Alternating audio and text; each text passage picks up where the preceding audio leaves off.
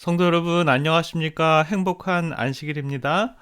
방송으로 설교한 지 벌써 2달이 다 되어가는 이쯤에 이제는 설교를 하면요, 여러분 한 분 한 분들의 모습이 떠오르고 늘 교회에서 앉아 계시는 그 자리에서 설교를 잘 들으시던 모습들이 떠오릅니다. 여러분 많이 보고 싶습니다. 주님의 전에서 함께 예배드리고 선교의 일을 상의하고 성도님들을 웃으며 만나고 함께 웃고 함께 기도하고 함께 울었던 소중한 기억들이 귀한 추억으로 남아 있습니다. 주의 날을 맞이하신 우리 모든 주님의 백성들 마음에 하나님의 은혜가 이 안식일에 가득하시길 주의 이름으로 기도합니다. 빌립보서 4장 6절부터 7절에 있는 말씀을 보겠습니다. 아무것도 염려하지 말고 오직 모든 일에 기도와 간구로 너희 구할 것을 감사함으로 하나님께 아뢰라. 그리하면 모든 지각에서 뛰어난 하나님의 평강이 그리스도 예수 안에서 너희 마음과 생각을 지키시리라. 옛날 중국의 기나라에 걱정을 많이 하는 사람이 살고 있었습니다. 이 사람은 무슨 걱정을 했냐면요, 하늘이 무너질까봐 두려워서 잠을 이루지 못하다가 결국에는 신경쇠약에 걸려서 죽고 말았습니다. 이때부터 쓸데없는 걱정이라는 뜻의 기우란 말이 생겨났다라고 합니다. 어쩌면 걱정은 하면 할수록 끝이 없습니다. 혹시 지진이 나면 어쩌나, 전쟁이 나면 어쩌나, 지구의 온난화로 홍수가 나면 어쩌나, 그러면서 걱정은 계속 이어진다라는 것이죠. 사업이 불안해서, 자녀의 진로 때문에, 가정 문제 때문에 우리의 의심과 걱정은 끝이 없습니다. 성경에서는 믿음의 반대말이 바로 염려, 걱정이라는 단어인데요. 하나님과 동행하는 믿음의 삶을 가로막는 첫 번째 방해자가 바로 염려하는 마음이죠. 그런 의미에서 염려는 믿음 없는 행동이며 하나님의 능력을 의심하고 하나님을 무시하는 그런 일이 될 수 있습니다. 걱정이 쌓인 한 친구가 목사님께 물었습니다. 목사님, 저에게 걱정 없는 곳을 가르쳐 주십시오. 저도 그런 곳에 가서 살고 싶습니다. 라고 이렇게 물었어요. 그때 목사님은 이렇게 대답합니다. 바로 이 동네 옆에 있는 공동묘지가 바로 그곳입니다. 라고요. 문제가 없는 사람들은 죽은 사람들이라는 그런 뜻입니다. 우리가 마음속으로 뭔가 갈등하고 있다라는 것은 어쩌면 살아있는 증거가 되기도 합니다. 오늘 우리의 삶에 염려와 갈등이 많이 일어날 수 있습니다. 그런 것들이 우리가 사는 삶의 한 축이며 그런 경험을 통해서 우리는 성장해 나갈 수 있습니다. 지난주에는 마음이 따뜻한 한 지인과 함께 소셜 디스턴스를 유지하면서 산행을 했습니다. 오래간만에 산에 갔는데요. 산에 있는 푸르른 나무들, 맑은 공기, 예쁜 들의 꽃들을 보면서 참 행복한 시간을 가졌습니다. 그런데 걷다 보니 한국 사람들이 좋아하는 이 산마늘이 눈에 들어왔습니다. 그거를 그냥 지나칠 수가 없죠. 그래서 저희 집사람이 아주 신이 나서 조금 따는 모습을 보았습니다. 그런데요, 이 산마늘은 오늘 따일지 내일 어떤 사람이 와서 따갈지 염려하지 않습니다. 오늘 따여서 누군가의 밥상에서 입에 행복감을 주면 그것으로 된 것이고, 그렇지 않으면 아직도 들에서 산들 바람에 유유자적 하늘거릴 것입니다. 산의 나무들도 나무꾼이 와서 나무를 해서 가구를 쓰면 쓰이는 대로 제목을 쓰고, 들의 꽃들도 제철이 되면 자기의 뜻에 맞춰서 피어나지, 옆에 꽃은 피는데 왜 나는 피지 않을까라고 염려하거나 조바심 내지 않는 것입니다. 염려라는 말은 그 어원을 찾아보면 그 뜻이 재미있습니다. 염려의 첫 번째 뜻은 질식시키다, 목을 조르다라는 그런 뜻이 있습니다.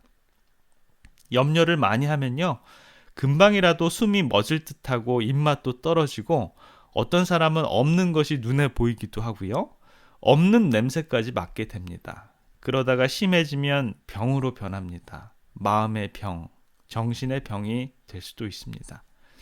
염려의 두 번째 뜻은요, 분리시키다라는 뜻이 있는데요. 하나님의 품성의 모본은 연합이지만 사단의 특성은 분리입니다. 그와 같이 염려에 빠지면 영혼과 믿음이 질식을 당하고 마음이 분산되어 하나님의 뜻을 이해할 수 없게 됩니다. 세계적인 암 박사가 암과 스트레스, 곧 염려와의 상관관계를 밝혔는데요.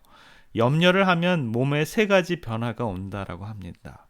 첫 번째는 뇌하 수체에서 치료 호르몬이 분비가 중단되어서 치료 효과가 크게 떨어지고요.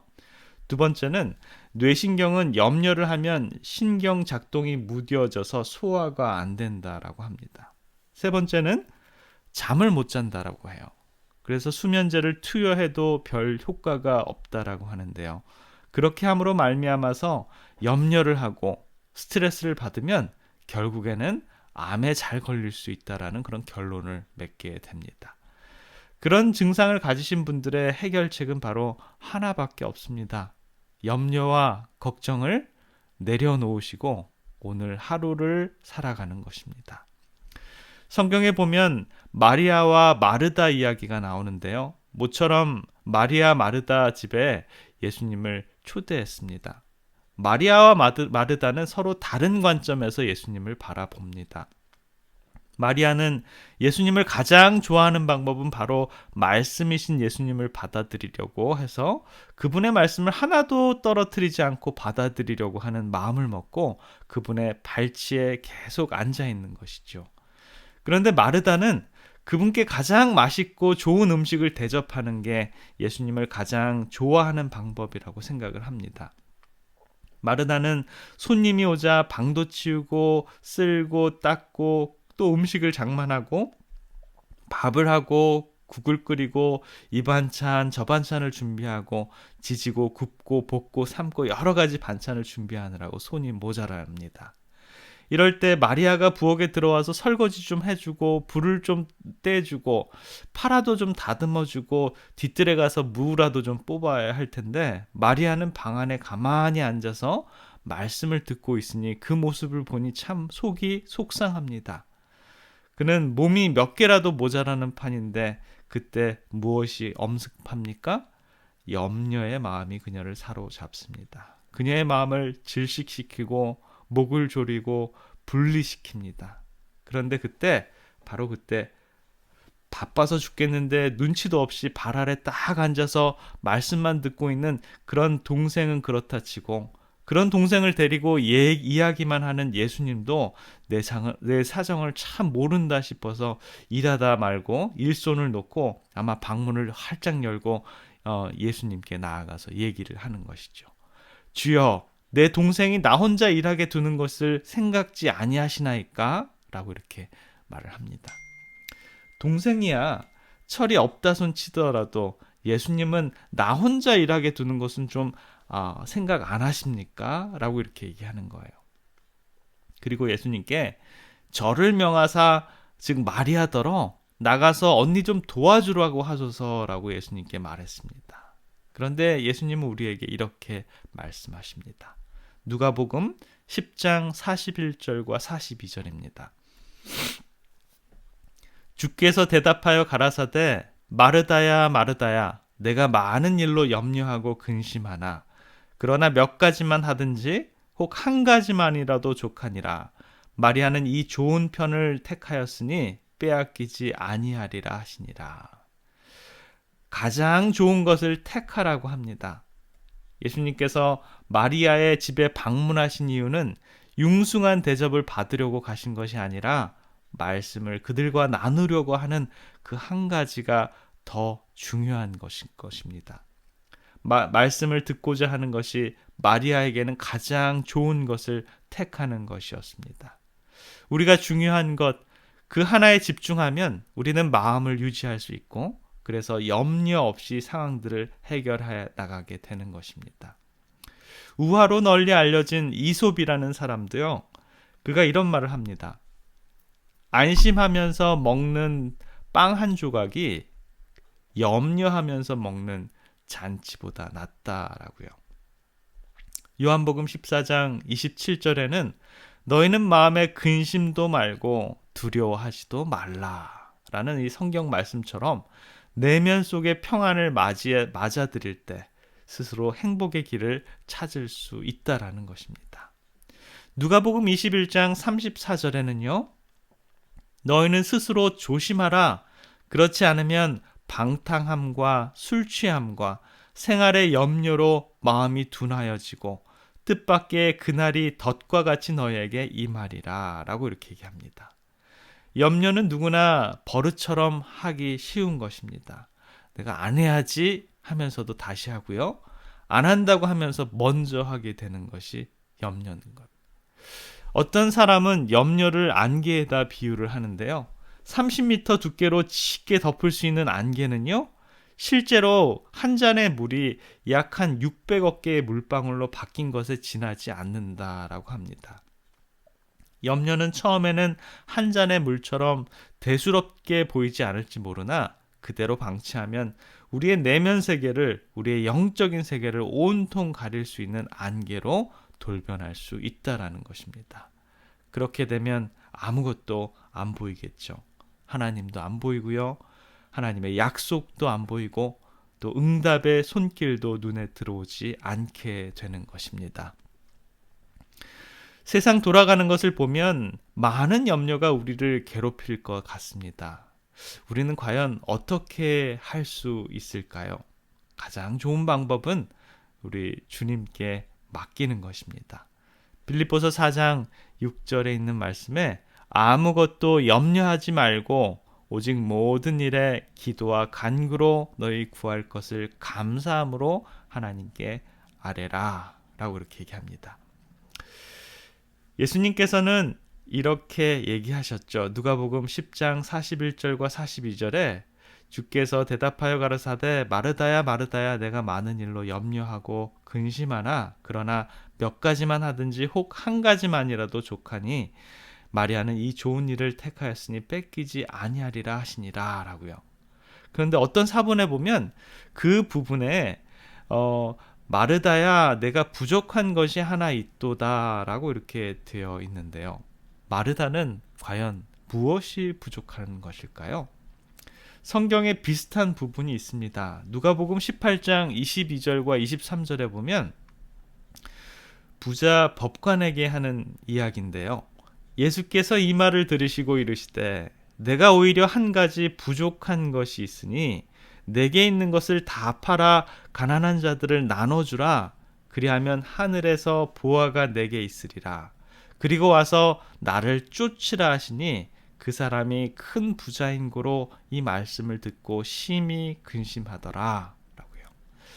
부자 청년 법관은 자신이 모든 율법을 지켰다고 주장하지만 예수님께서 내가 오히려 부족한 것이 한 가지 있다라고 이렇게 얘기합니다. 그러면서 내게 있는 것을 다 팔아 가난한 자를 나눠주라 라고 이렇게 말씀을 하시자 근심하면서 예수님을 떠나갑니다.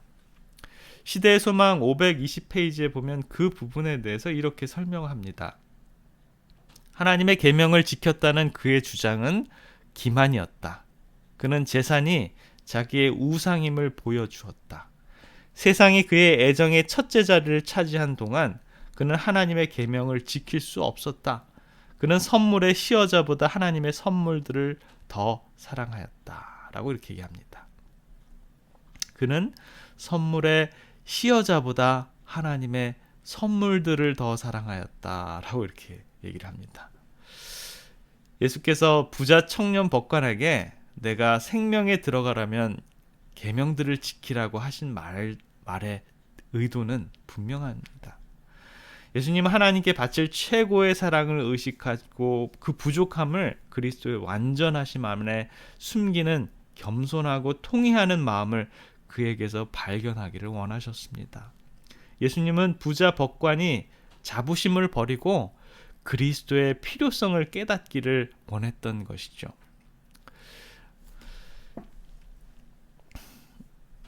그 이후에 예수님은 말씀하십니다. 부자가 천국에 들어가기가 얼마나 어려운 것이 약대가 바늘기로 들어가는 것이 부자가 하나님의 나라에 들어가는 것보다 쉬우니라 라고요.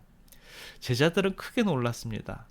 그런즉 누가 구원을 얻을 수 있으리까? 라고 소리를 쳤습니다. 사랑하는 성도 여러분, 왜 부자가 하늘에 들어가기가 어려울까요?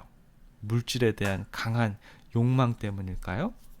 우리가 그러리라고 생각하는데 진짜 부자들은 그렇지 않습니다. 아마도 그러한 욕구는 어중간한 가난한 사람들에게 더 강할 수 있다라는 것입니다. 우리가 예수님의 말씀을 잘 이해하기 위해서는 당시 시대적인 배경을 좀 살펴볼 필요가 있는데요. 산상보훈 79페이지에는 이렇게 얘기합니다. 그리스도 당시 바리새인들은 그들의 덕행의 보상으로 간주해온 세상의 명예와 번영을 얻기 위하여 하나님의 은총을 받고자 끊임없이 노력하고 있었다. 동시에 그들이 세인의 주목을 끌고 거룩하다는 명성을 얻기 위하여 사람들 앞에서 자선 행위를 자랑했다라고 이렇게 얘기합니다. 그들은 남들 앞에서 그들이 부유한 것, 의롭다라는 것을 자랑했다라는 것이에요. 그들이 하는 선행은 이것을 증거했고요. 그렇기 때문에 그들이 당연히 하나님의 나라에 들어가리라고 생각을 하고 있었던 것입니다. 그러나 예수님은 사회의 통념을 깨트리고 부자, 곧 많은 선행으로 하늘에 들어가는 것이 불가능하다라고 말씀한 것이죠.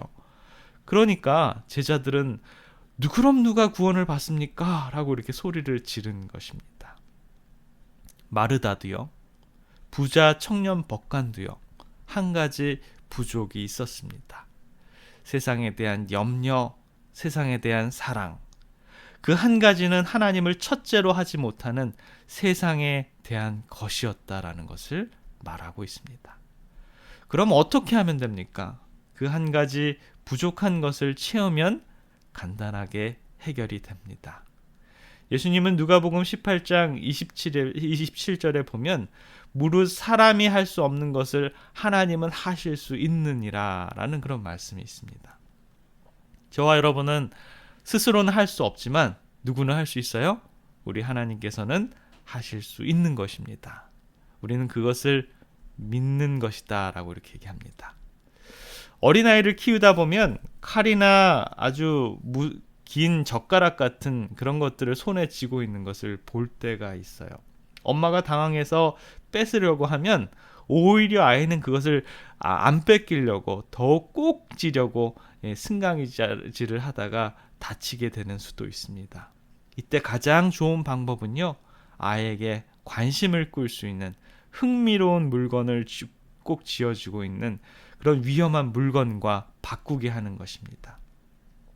마찬가지로 우리도 큰 문제 앞에서 너무 그것에만 매달려서 고민하고 염려하고 걱정하면서 잠 못 이루는 그런 밤을 보낼 때가 있습니다. 그럴 때 오히려 다른 일에 관심을 가져보는 것은 어떨까요?